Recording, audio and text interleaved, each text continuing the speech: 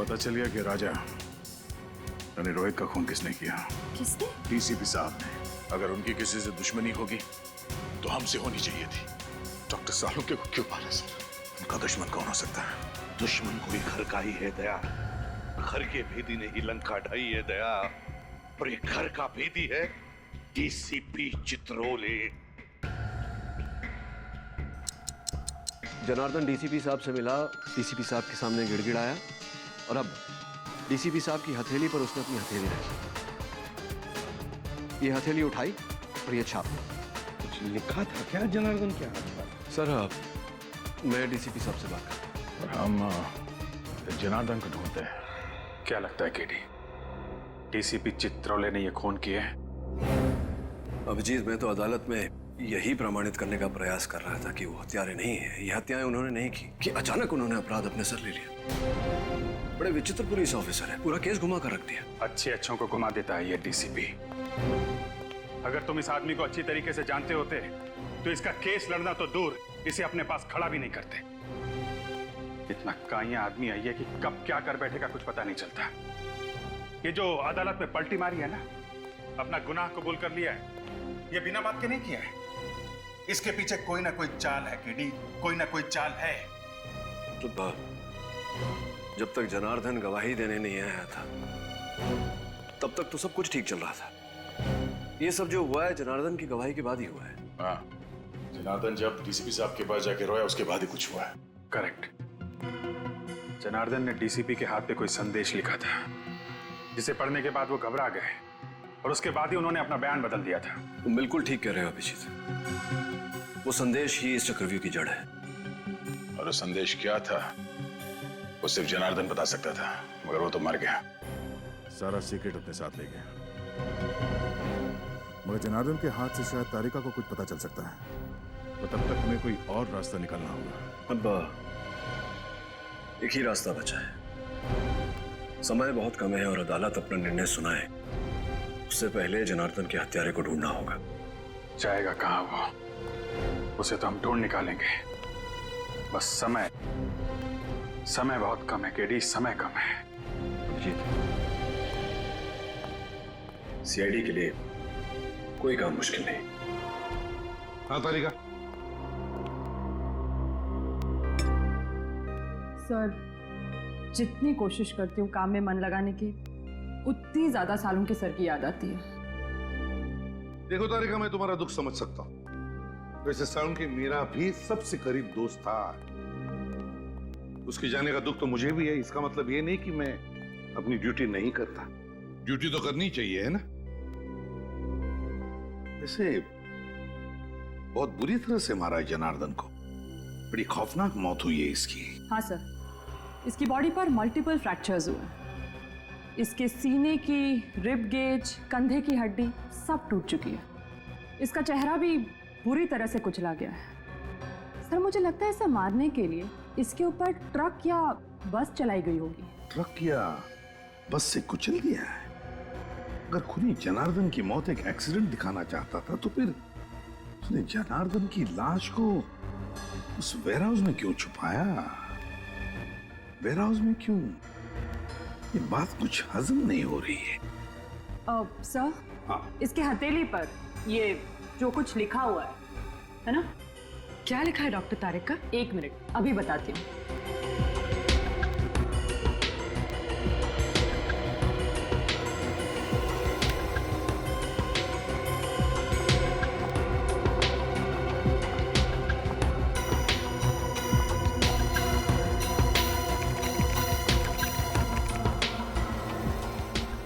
अपराधी बनोगे या खूनी, जुर्म मान लो वरना शहर में 4 बॉम्ब फटेंगे।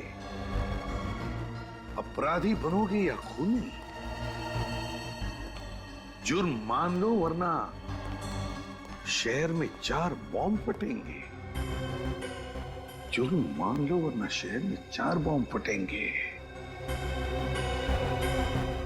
माय गॉड, तो ये बात है।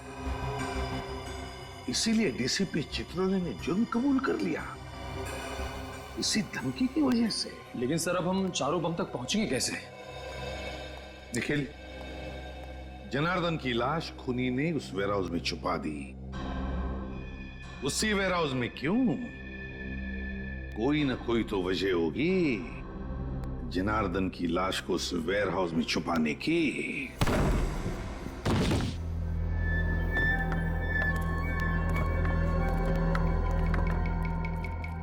कमाल है, गोडाउन में सामान भरा पड़ा है, मगर ना कोई चौकीदार ना कोई सुपरवाइजर। किसी ना किसी को तो होना चाहिए था यहाँ पे। सर, जब जनार्दन की लाश यहाँ से मिली थी तब भी यहाँ कोई नहीं था। सचिन, एक काम करो, बगल में जो गोडाउन है वहां के चौकीदार को लेके वहां पे। कोई ना कोई वजह जरूर होगी जो उन अपराधियों ने जनार्दन की लाश को यहाँ पे लेकर आया। रजत, जरा ढूंढो करो। सर,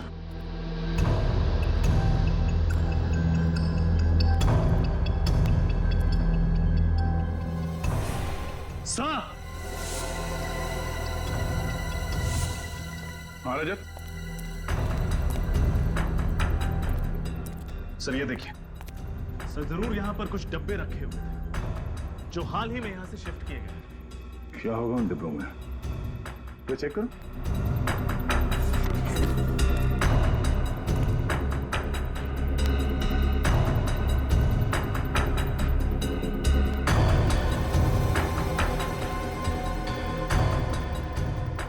सर, हाँ? इसमें तो बस नॉर्मल सामान है, कुछ खास नहीं। और जो बॉक्सेस यहां से ले जाया गया उसमें नॉर्मल सामान नहीं था, आरडीएक्स था। आरडीएक्स? हाँ, वो मुजरिम इस जगह का इस्तेमाल कर रहे थे आरडीएक्स रखने के लिए। सब तेरी चंद्रकांत है, सामने वाले गोडाउन का वॉचमैन। यहाँ गोडाउन में कोई चौकीदार या सुपरवाइजर नहीं है क्या? एक सुपरवाइजर है सर, पर वो कल से आए नहीं है। क्या नाम है उसका? सर उनका नाम मनोज है। कहाँ रहता है? सर विद्याधर नगर। देखते ही ये चौकीदार गोडाउन छोड़ के अपने घर पे क्या कर रहा है। क्या 2 दिन से मनोज जी घर पे नहीं आए? नहीं, चिंता से तो मेरी जान ही निकली जा रही है। पता नहीं वो किस हाल में होंगे, ठीक भी होंगे या नहीं नहीं, आप हौसला रखिए, आपके पति जल्द ही घर वापस आ जाएंगे। अच्छा आप ये बताइए, क्या वो किसी जनार्दन नाम के आदमी को जानते थे? जनार्दन? नहीं तो, ये नाम तो उनके मुंह से कभी सुना ही नहीं। ये जनार्दन है, शायद आपने इसे कभी देखा हो। ये जनार्दन है? हाँ, आप इसे जानती हैं? हाँ, पिछले हफ्ते ये आदमी हमारे घर के सामने फोटो ले रहा था। फोटोज? किसकी? पता नहीं, मनोज पूछने गए तो कहने लगा कि मैं फ्रीलांस फोटोग्राफर हूँ और शौक के लिए गली मोहल्लों के फोटो निकाल रहा हूँ। सर मुझे तो लगता है कि ये जनार्दन मनोज के घर की जासूसी कर रहा था।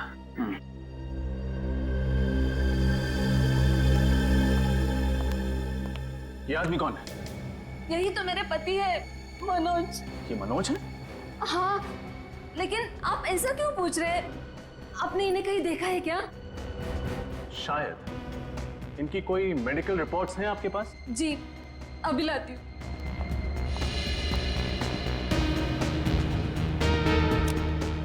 इस फोटो में जो आदमी है, अगर ये मनोज है तो फिर वो सीपी साहब के घर पे साळुंखे की लाश। साळुंखे की लाश डीसीपी साहब के घर पर कैसे? साळुंखे, डीसीपी, ये मनोज और साळुंखे। माय गॉड, अब पता चला रजत क्यों चौंक गया था मनोज का फोटो देखकर। ये मनोज और साळुंखे, मनोज और साळुंखे एक ही कद के, एक ही रंग के हैं। ये देखो। सर मतलब जनार्दन कहीं इसलिए तो मनोज की जासूसी नहीं कर रहा था ताकि सालों के सर की जगह मनोज को। हाँ पूर्वी, ऐसा ही हुआ है, ऐसा ही हुआ है। किडनैपर्स ने सिर्फ मनोज का इस्तेमाल नहीं किया, बल्कि उसे किडनैप करने के बाद उसके वेयरहाउस में आरडीएक्स रखना शुरू कर दिया। आरडीएक्स रखना तो कहीं ऐसा तो नहीं कि मनोज को किडनैप करने के बाद उसका खात्मा कर दिया, मनोज को मार दिया। तो फिर अगर मनोज को मार दिया तो क्या साळुंखे जिंदा है? हाँ, जरूर साळुंखे अभी भी जिंदा है। और सब इसका डीएनए, उंगलियों के निशान सब डॉक्टर साळुंखे से मैच करते हैं।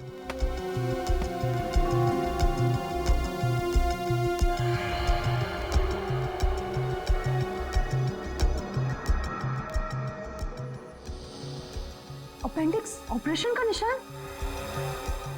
सर, सर साळुंखे सर ने तो कभी भी अपेंडिक्स का ऑपरेशन करवाया ही नहीं था। हाँ तो इसका हुआ है मनोज का, वो भी 1 महीने पहले। ये देखिए, रिपोर्ट्स में साफ लिखा है। और तुम्हें इसके शरीर पर अपेंडिक्स के ऑपरेशन का निशान मिला है ना? हाँ सर, बिल्कुल क्लियरली। ये देखिए। सर इसका मतलब साळुंखे सर जिंदा है? वाह। अगर साळुंखे जिंदा है तो फिर उसे जल्दी से जल्दी ढूंढना चाहिए। लेकिन एक सवाल खड़ा होता है कि अगर ये मनोज है तो फिर इसके उंगलियों के निशान साळुंखे की उंगलियों के निशान के साथ मैच कैसे होते हैं? ये तो मेरी भी समझ में नहीं आ रहा है सर। तरीका एक बात बताओ, पिछले कुछ दिनों में तुम दोनों के अलावा, मेरा मतलब है तुम और साळुंखे के अलावा, लैब में और भी कोई आया था? याद करो। हाँ सर, रोहन, वो lab attendant. I am sure उसी ने साळुंखे सर की डिटेल्स के साथ छेड़छाड़ की होगी। Rohan lab attendant? तो फिर इस रोहन को उठाओ और साळुंखे कहाँ है ये डीसीपी चित्रोले के घर से पता चलेगा।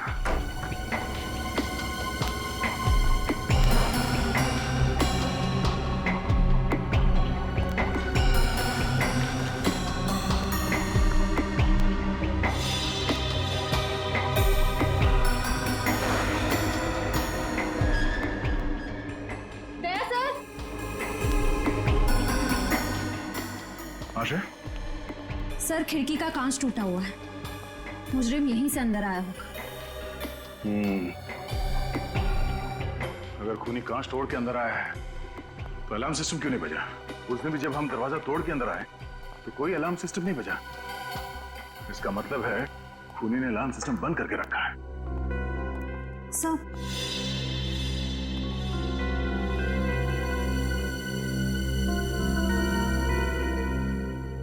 अलार्म बंद है। लेकिन सर जब मुजरिम ने खिड़की तोड़ी तब तो अलार्म बजा होगा ना?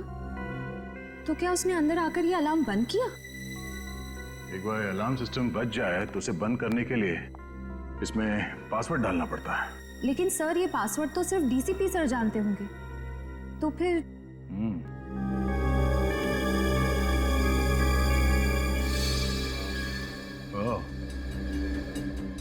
डीसीपी के अलावा ये कैमरा भी जानता होगा वो कोड।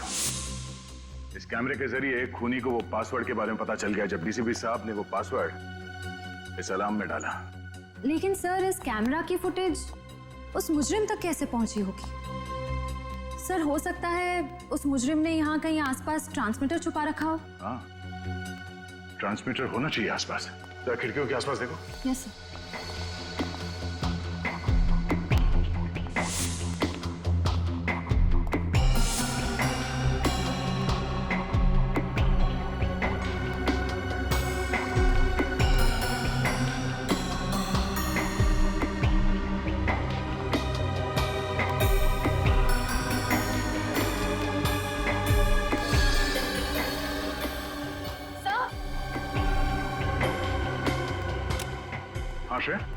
सर ट्रांसमीटर, अगर वो खूनी मनोज की लाश यहाँ लेकर आया था जरूर किसी गाड़ी में रख के लाया होगा।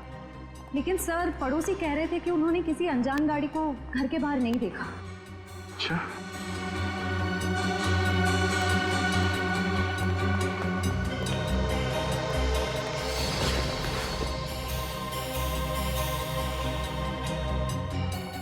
इस न्यूज़पेपर वाले ने जरूर कुछ देखा होगा। देखा, रोहन घर पे है ही नहीं। हर गड़बड़ वाले आदमी के घर के बाहर ताला ही लगा रहता है। हाँ, सीआईडी तो आदी हो चुकी है ताले तोड़ने के। रॉन ने जरूर कोई सुराग छोड़ा होगा। ढूंढो।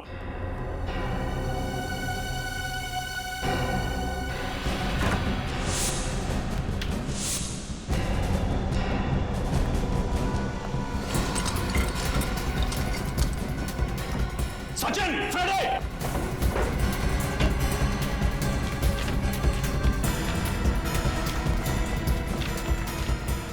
बॉम्ब बनाने का इतना सारा सामान, मतलब रोहन ने लैब में हमारे कंप्यूटर के साथ छेड़छाड़ नहीं की, बल्कि उसने अपराधियों की मदद की है बॉम्ब बनाने में।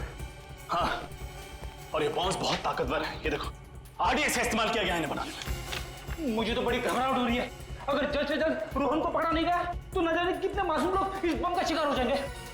सब कुछ नहीं होगा फ्रेड। रोहन को हम जरूर पकड़ेंगे और बॉम्ब्स मिलने के पहले पकड़ेंगे। टूटा हुआ सिम कार्ड, जरूर रोहन ने नया सिम कार्ड खरीदा होगा।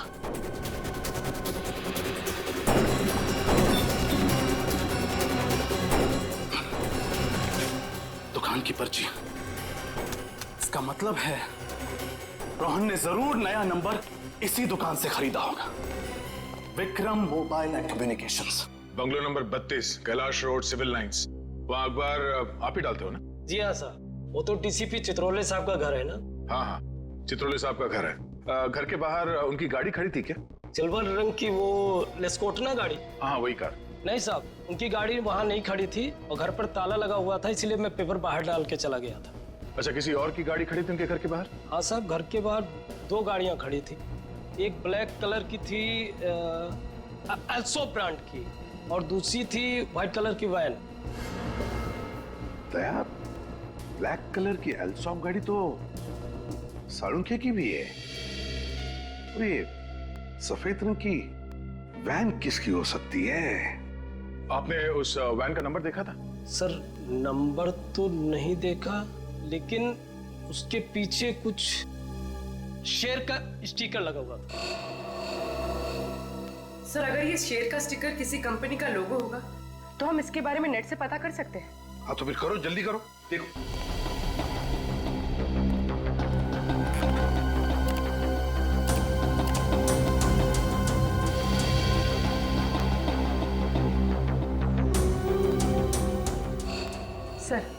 सर ये है सारे लोगो। आओ दिखाओ जरा, कौन सा स्टिकर था? देखो ये सारे लोगोज हैं। ये वाला सर। Diwan fashion house. पूर्वी, काम करो, इस दीवान फैशन हाउस में फोन करके पूछो कि उनके पास कोई सफेद रंग की डिलीवरी वैन है क्या जिसके ऊपर ये ऐसा स्टिकर है। आप जा सकते हैं। Thank you. दया, ये दीवान फैशन हाउस की गाड़ी का, ऐसी गाड़ी उनके पास क्या कर रही थी? सर, सर उस रोहन का नया मोबाइल नंबर पता चल गया। गुड। कहां पर ट्रेस हुआ? सर उसका फोन मालवीय नगर में ट्रेस हुआ है सर। सर जीपीएस के हिसाब से रोहन का फोन एक जगह पे रुका नहीं है, बल्कि एक जगह से दूसरे जगह पे मूव कर रहा है सर। मालवीय नगर। हेलो दीवान फैशन हाउस, हाँ मैं सीआईडी से इंस्पेक्टर पूर्वी बोल रही हूँ। आपके पास कोई सफेद कलर की डिलीवरी वैन है?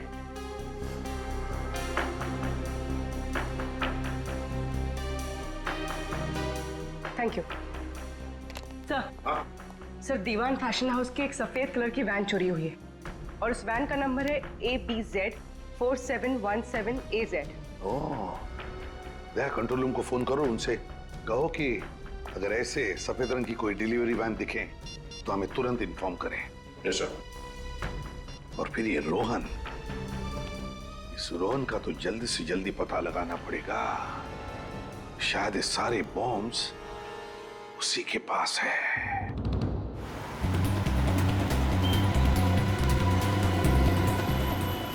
तेरी रोहन का मोबाइल प्रिंस रोड की तरफ मुड़ गया। ओह नो, कहीं ये सेलर बाजार तो नहीं जा रहा? सर वो इलाका तो काफी भीड़ भाड़ वाला है, अगर वहां पे बॉम्ब फट गया तो तबाही मच जाएगी। ऐसा कुछ नहीं होगा सचिन, इसके गंदे इरादे को कामयाब होने नहीं देंगे। सीआईडी से रोक लेगी। एक काम करते हैं, आगे से राइट लेते हैं, शैतान चौकी से शॉर्टकट है सीधे सेंट्रल बाजार जाने के लिए। सचिन, बॉम्ब स्क्वाड को फोन करो और उन्हें फौरन सेंट्रल बाजार पहुंचने के लिए बोलो। Bomb squad?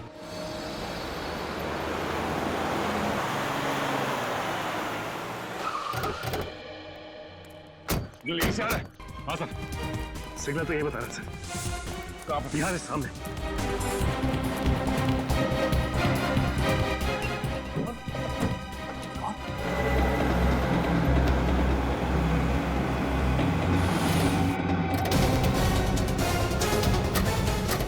देखो यहाँ पर गाड़ियां हैं, हो सकता है दीवान फैशन हाउस की गाड़ी इसी में हो।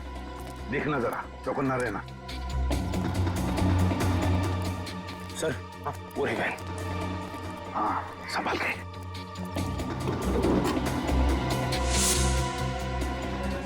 गाड़ी को अंदर से अच्छी तरह से चेक करो, देखो कोई ना कोई सुराग जरूर मिलेगा।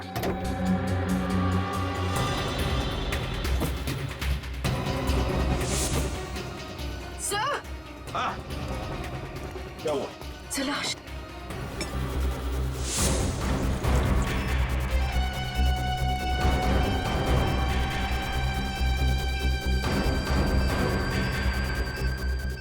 गाड़ी के नीचे भी नहीं, गाड़ी के अंदर भी नहीं है, तो फिर कहाँ है? सिग्नल तो आ रहा है, सिग्नल बढ़ते ही आ रहा है। इनके आसपास से आवाज आ रही।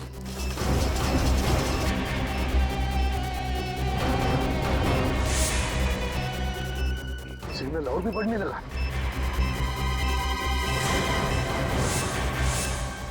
ये बैग इनके घोड़े से।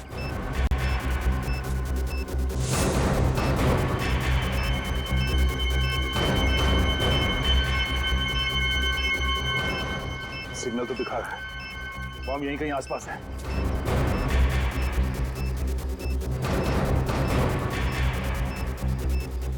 बॉम्ब इसी बैग में है। लोगों को हटाओ यहाँ से, खाली करो जगह को। सब लोग पीछे। भाई साहब, इधर सीआईडी इन्वेस्टिगेशन चल रहा है, आपकी जान को खतरा है। चलिए बाहर प्लीज। एक्सक्यूज मी, आप लोग भी चलिए प्लीज, आपकी जान को खतरा है। चलिए प्लीज प्लीज जाइए। ये बॉम्ब है इसी में। ब्रीफ केस आपकी है? No sir. आप तुमने में से किसी की है? नहीं सर, काफी देर से यहाँ पे पड़ा है। आप में से किसी की ब्रीफ केस है या किसी ने छोड़ी है इधर? ठीक है, सबको पीछे कर दो। आइए आप लोग प्लीज जल्दी आइए। प्लीज दूर हो जाइए जल्दी। रुक इधर। स्कूटर यहाँ पे किसने पार्क किया? ये सब सुबह से यहाँ खड़ा है, मुझे नहीं पता किसका है। स्कूटर सुबह से ऐसे ही खड़ा है यहाँ पे? हाँ साहब, सुबह से खड़ा है यहाँ। तुमने देखा ना किसने पार्क किया स्कूटर? साहब मैं अपने काम में बिजी था, मुझे ध्यान नहीं रहा। चलो भागो यहाँ से।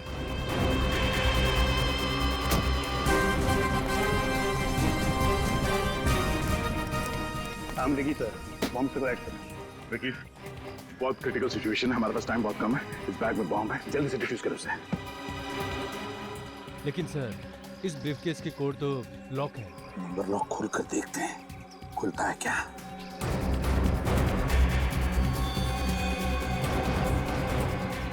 समझ में नहीं आता ये क्या नंबर है। काम करो, बॉम्ब स्क्वाड को फोन करो, बोलो जल्दी आ जाए वो लोग।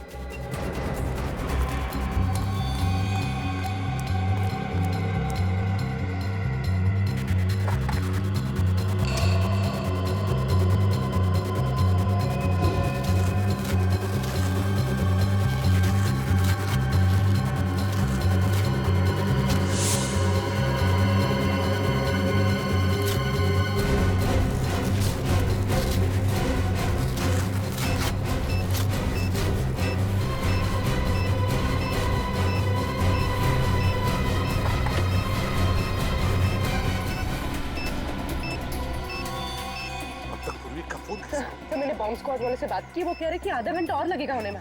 और आधा घंटा? देखिए आधा घंटा बहुत लेट हो जाएगा। बताइए बॉम्ब डिफ्यूज कैसे करना है? हाँ मैं एसीपी प्रद्युम्न बोल रहा हूँ। एक मिनट, स्पीकर फोन ऑन करो जल्दी।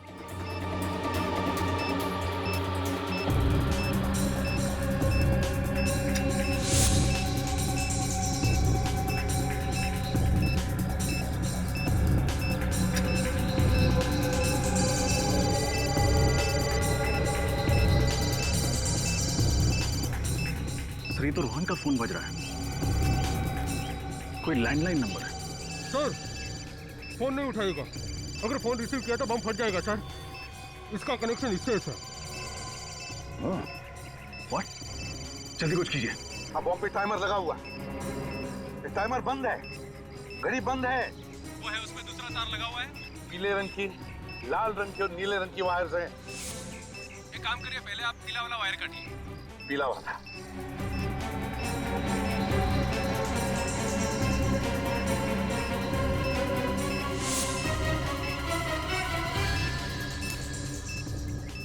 देखिए, पीली वायर कट चुकी है। अब बताइए आगे क्या करना है, जल्दी बताइए प्लीज। ये तो वैन के ड्राइवर का फोन है। यहाँ तो टाइमर शुरू हो गया है। फोन रिसीव मत करना, अगर रिसीव किया तो बॉम्ब फट जाएगा। हेलो, सुनिए आपने, बॉम्ब एक्टिवेट हुआ है सेल फोन के जरिए। अब क्या करें हम? 7 सेकंड बचे।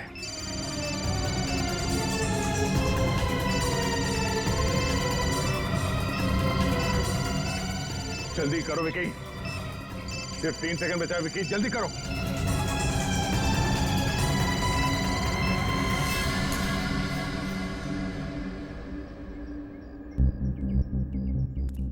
एक बॉम्ब को तो फटने से रोक लिया, न जाने बाकी के बॉम्ब्स कहां रखे हैं।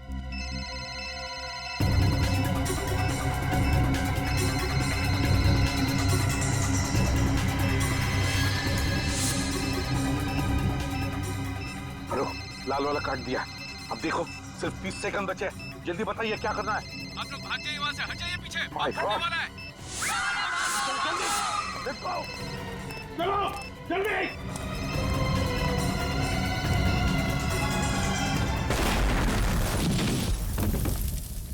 रोहन का होश में आना हमारे लिए बहुत जरूरी है। वही बता सकता है वो बाकी 2 बॉम्ब कहां पर फिट किए गए हैं। सर उस लैंडलाइन नंबर का पता चल गया है जिससे उन बॉम्ब्स का टाइमर चालू किया गया था। किसका नंबर है? सर एक पीसीओ है प्रीतमपुर इलाके में। मैंने पीसीओ के मालिक से पूछताछ की, लेकिन उसे तो बॉम्ब्स के बारे में कुछ भी नहीं पता। उसे भी कुछ नहीं पता? क्या तो रोहन बेहोश है, फिर प्रीतमपुर के पीसीओ वाले को बॉम्ब्स के बारे में कुछ पता नहीं, तो फिर ऐसी कौन सी कड़ी है जो हमें उन बॉम्ब्स तक पहुंचा सकती है? सर शायद डॉक्टर सालुंखे हमें कुछ बता सके।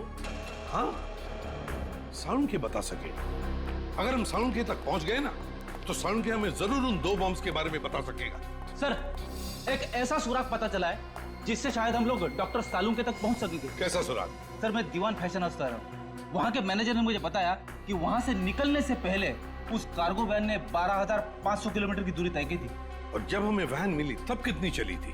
Sir 12,550 kilometre. मतलब वैन फैशन हाउस से निकलने के बाद 50 किलोमीटर चली थी। और सर ये वैन हमें जहां पर मिली है वहां से फैशन हाउस की दूरी लगभग 30 किलोमीटर है। तो मतलब वैन 20 किलोमीटर ज्यादा चली है। तो इसका मतलब है जहां पर वैन मिली थी वहां से 10 किलोमीटर के दायरे में ही सालुंखे को कहीं पर बंदी करके रखा है। और ये जगह जरूर किसी बीच के आसपास है, क्योंकि वैन के टायर से और ड्राइवर के जूते से हमें रेत मिली है। जरा मैप दिखाओ। Yes sir.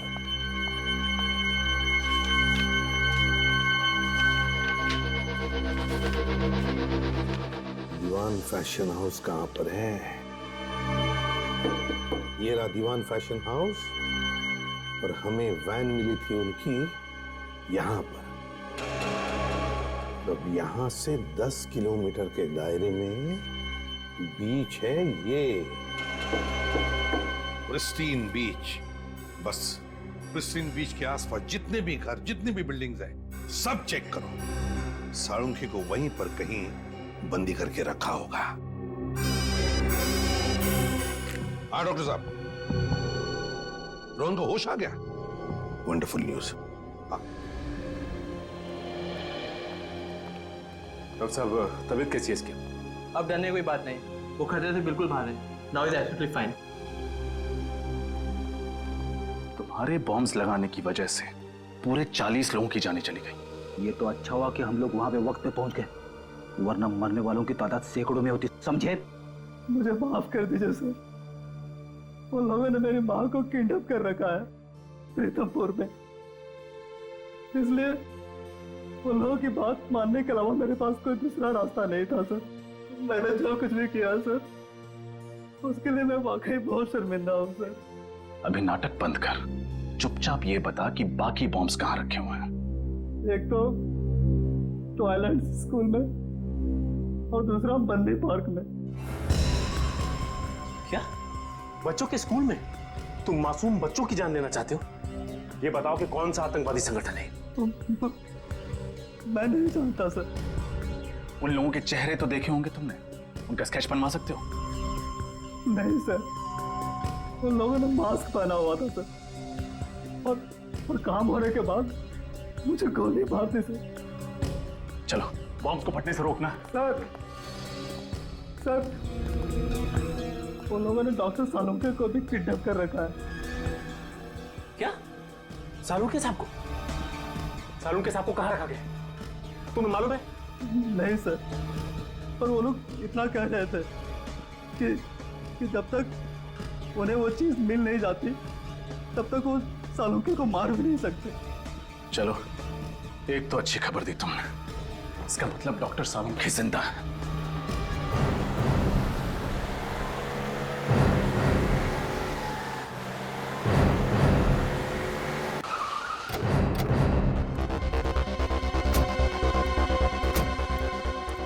सचिन, फ्रेडी, पूरा एरिया छान मारो। तुम? हाँ साहब। एक बात बताओ, किसी अनजान आदमी को तुमने स्कूल के आसपास कहीं देखा? नहीं साहब। ठीक से याद करो, कोई आदमी जिसके पास बैग हो, कोई ब्रीफकेस हो। नहीं साहब, ऐसा तो कोई आदमी नहीं देखा। स्कूल के अंदर कोई अनजान आदमी तो नहीं घुसा ना? नहीं साहब, स्टूडेंट्स और पेरेंट्स के अलावा अंदर किसी भी इंसान का जाना मना। और अगर कोई आदमी पेरेंट बन के घुस जाए तो? सर, पेरेंट्स के स्पेशल आई कार्ड होते हैं, हम उसे देख के अंदर छोड़ते हैं। हाँ ठीक है। ये स्कूटर किसका है? नहीं पता साहब। पागल हो क्या? पूछ रहा हूं मैं इतनी देर से।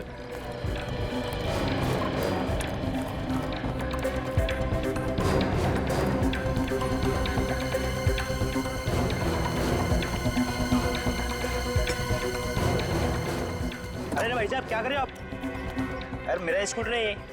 अरे तुम गाड़ी दिखा। काट, ये लीजिए काट।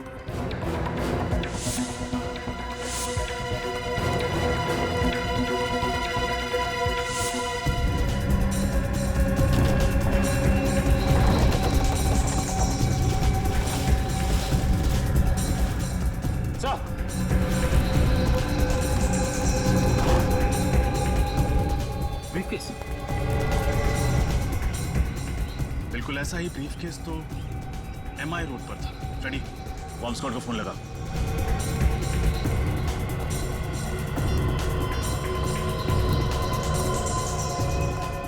Hello, bomb squad.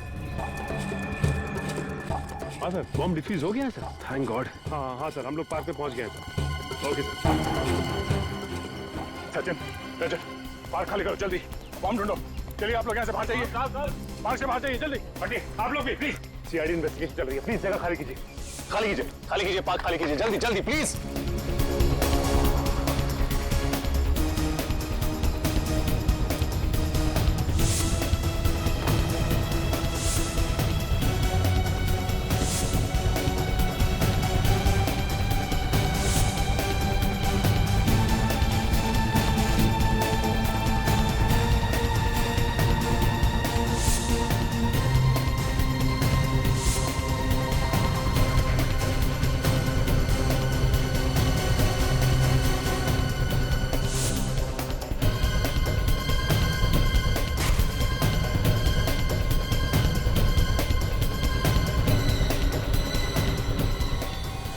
सचिन, रजत,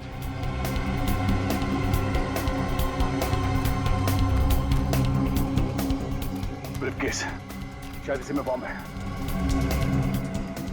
बॉम्ब स्क्वाड को फोन करो जल्दी।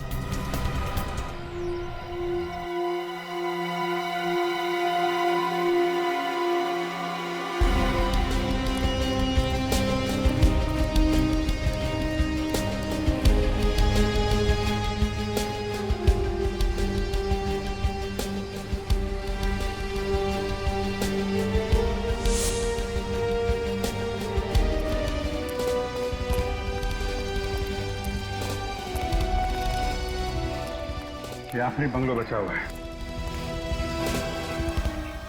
टायर मार्क्स देखा था?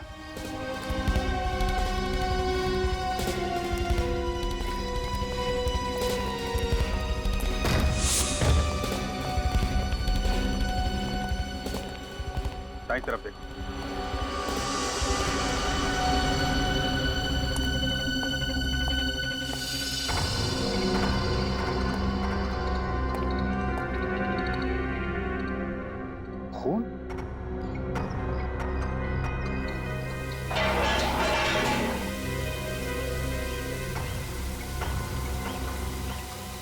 Salunke sir? Sir! Sir!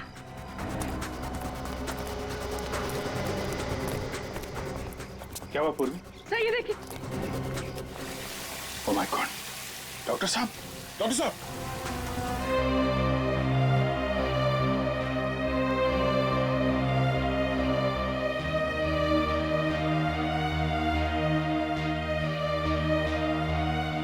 Salunke,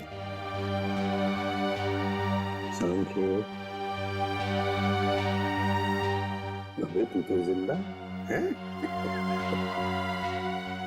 कहा था ना मैंने, इतनी जल्दी शहीद नहीं होने दूंगा मैं तुझे।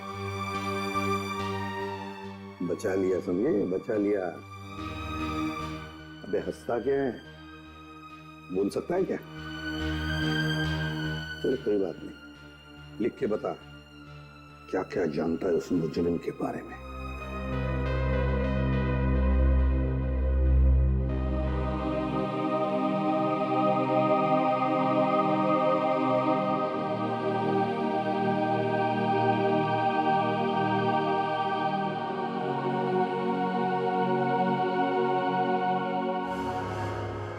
तीजा, तीजा डीसीपी सर का पुराना दुश्मन। रजत, इस तीजा की कुंडली निकालो।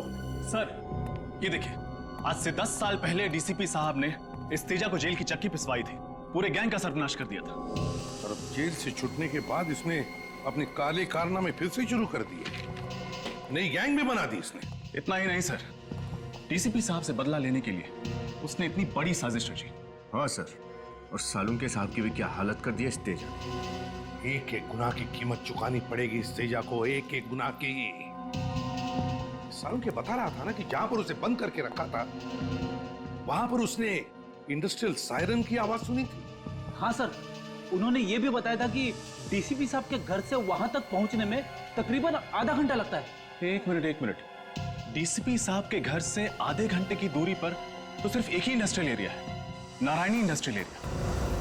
Narayani industrial area? तो फिर इस तेजा के गुनाहों का महल इस नारायणी इंडस्ट्रियल एरिया में ही है।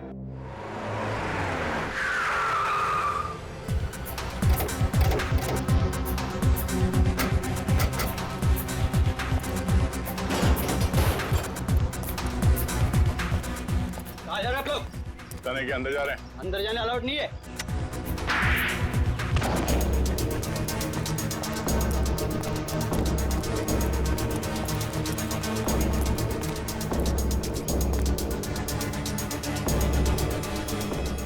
संभाल के, पता नहीं कितने लोग हैं अंदर।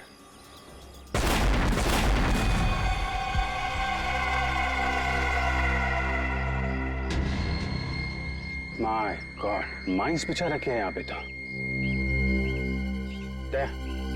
पहले इन माइंस को खत्म करना पड़ेगा।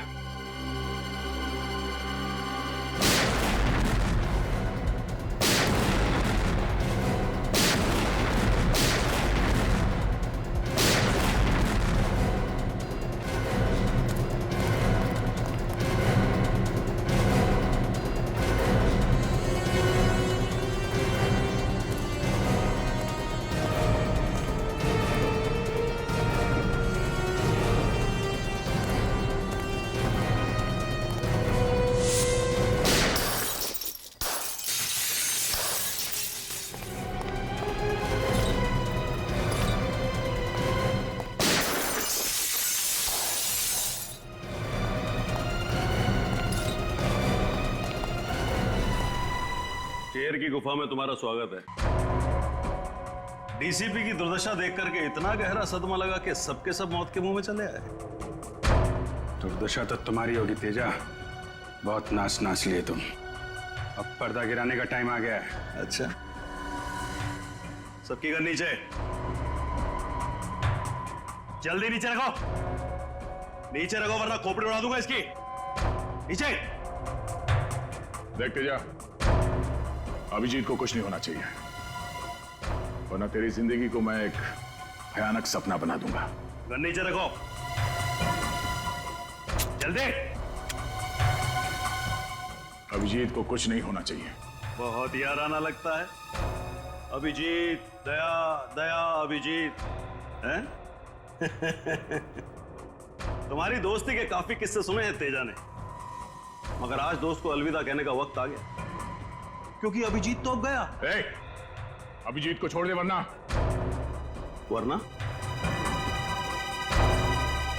वरना क्या? तेरे इस अभिजीत को ऐसी जगह गाड़ूंगा कि जिंदगी भर ढूंढता रह जाएगा, फिर भी उसका कंकाल नहीं मिलेगा। तेरा वो डीसीपी जेल में सड़ेगा और तुम दोनों शमशान में।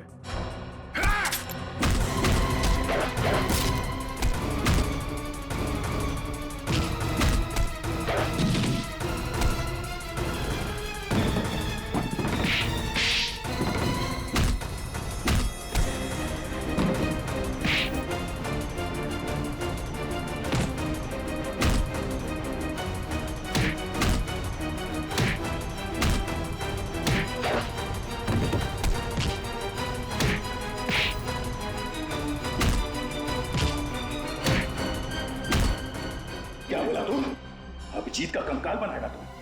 हलवा है क्या? छोड़ दो मुझे, जाने दे। पहले दर्शन तो कर ले अदालत का। 6 साल पहले मुझे सालुंके की गवाही और डीसीपी चित्रोले की सलाह पर मुझे इस शहर से तड़ी पार कर दिया गया था, अपने परिवार से दूर, अपने धंधे से दूर। इन 6 सालों में मैंने 6 जन्म का नर्क भोगा है जज साहब। तब मैंने इरादा किया कि जिस दिन भी मैं मुंबई लौटूंगा, सालुंके और डीसीपी चित्रोले से अपने 6 साल का बदला 6 गुना ज्यादा लूंगा, बहुत से भी बदतर सजा दूंगा इनको। तब मैंने ये प्लान रचा। रोहित का खून इस तरीके से किया कि देखने वालों को लगे कि उसकी मौत डीसीपी के हाथों हुई है।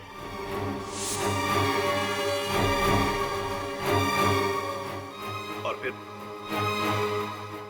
फिर जब सालू के डीसीपी के घर पर पहुंचा तो उसके निकलते मैंने उसे भी अगवा कर दिया।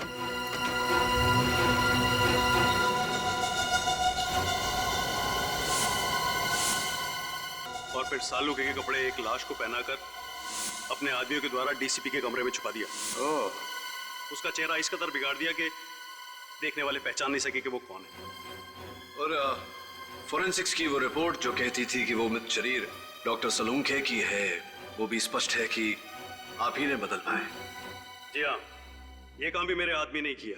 कंप्यूटर टेक्नीशियन के भेस में जाकर बड़ी चालाकी से उसने सालुंके के डेंटल, डीएनए और ब्लड रिकॉर्ड्स उस लाश के रिकॉर्ड्स के साथ में बदल दिए। राइट। और छोटू चाय वाला और ड्राइवर जनार्दन, ये भी आप ही के आदमी थे? जी हाँ, वो सब भी मेरे आदमी थे। मैं डीसीपी चित्रोले की बाकी की जिंदगी सलाखों के पीछे देखना चाहता था और सालुंके को अपने पास में कैद रख करके घुट-घुट करके मौत देना चाहता था, लेकिन तुमने और सीआईडी ने मिलकर के सब बर्बाद कर दिया। Sorry about that. One who lives by the gun dies by the gun. Teja, जो व्यक्ति बर्बादी को पालता है उसका अंत भी बर्बादी ही होती है। The defense finally rests your hand. ये अदालत मुजरिम तेजा को अंडरकवर ऑफिसर रोहित और ड्राइवर जनार्दन के कत्ल के जुर्म में दोषी पाते हुए दफा 302 के तहत उम्र कैद की सजा सुनाती है और डीसीपी चित्रोले को इस केस से बाइज्जत बरी करती है। The case is closed.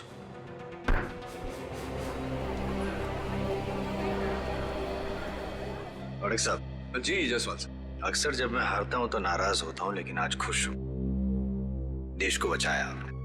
देश को बचाने का श्रेय आपको जाता है जसवाल साहब। हाँ, वो लंदन का टेलीफोन नंबर आप ढूंढने नहीं गए होते तो। सी यू। अरे डीसीपी साहब, पुराना माने तो एक बात कहूं? नहीं। पता चला है सीआईडी से कि आप बड़े ही नटखट हैं, हमेशा सीआईडी में कुछ न कुछ करते रहते हैं। डीसीपी साहब, अब तो सुधर जाइए। केडी, तुम हो ना, अगर कुछ करूंगा भी तो बचा लेना। लो कर लो बात। मुझे तो लगा था सर इस बार डीसीपी चित्रोले भाई टाटा हो गया। अरे बड़ी अजीब गजब की किस्मत है उनकी, हर बार बच निकालते हैं। मैंने तो सबूत भी ढूंढ लिया था उनके खिलाफ, लाश पर से वो बाल। हाँ, वो सफेद बाल जो आजकल काला है, काला। अरे सर वो फेमस डीसीपी चित्रोले बाल। मैं तो कहता हूँ उस बाल की वजह से डीसीपी साहब कम से कम 10 साल के लिए अंदर चले जाते। 10 साल के बगैर उस बाल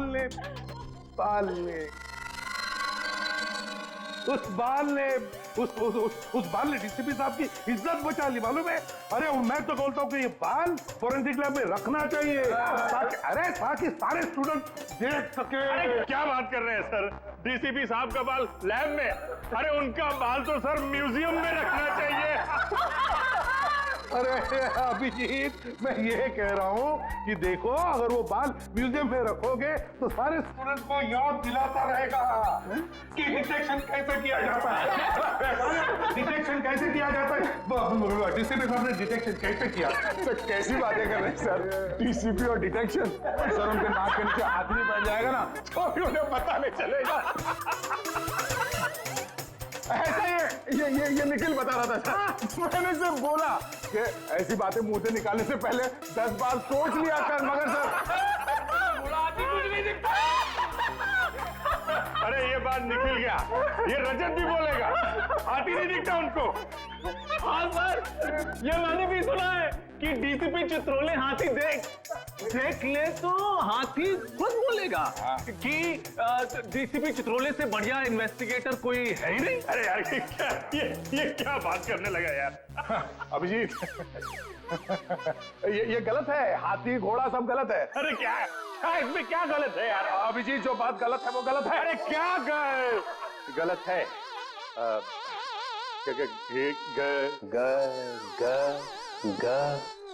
ग से गधा।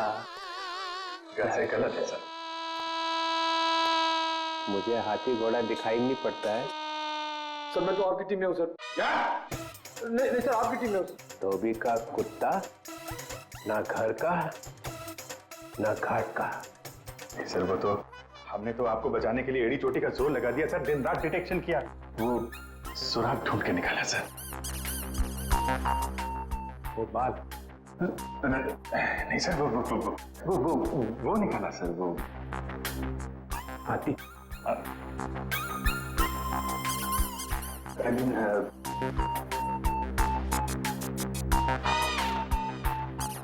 सर मेरा बाल म्यूजियम में जाएगा। हाँ सर, यस सर, म्यूजियम में पढ़ाने के लिए, देश की सेवा में। देश की सेवा? मेरे बाल से देश की सेवा होगी। हाँ sir, of course. You know, officers आएंगे, उस बाल को देखेंगे, डिटेक्शन सीखेंगे। यू नो, डिटेक्शन आपके बाल से। मेरे बाल से डिटेक्शन सीखेंगे? हाँ, डिटेक्शन सीखेंगे मेरे बाल से। देखो तुम लोग आगे आगे क्या होता है।